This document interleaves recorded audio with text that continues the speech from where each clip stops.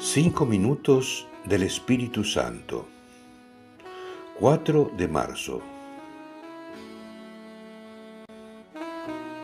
Espíritu Santo, que eres la fuente inagotable de todo lo que existe, hoy quiero darte las gracias.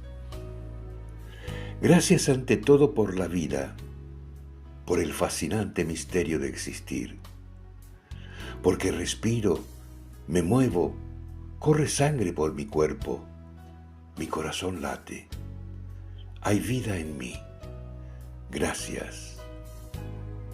Gracias porque a través de mi piel y mis sentidos puedo tomar contacto con el mundo, porque puedo percibir los seres que has creado a mi alrededor.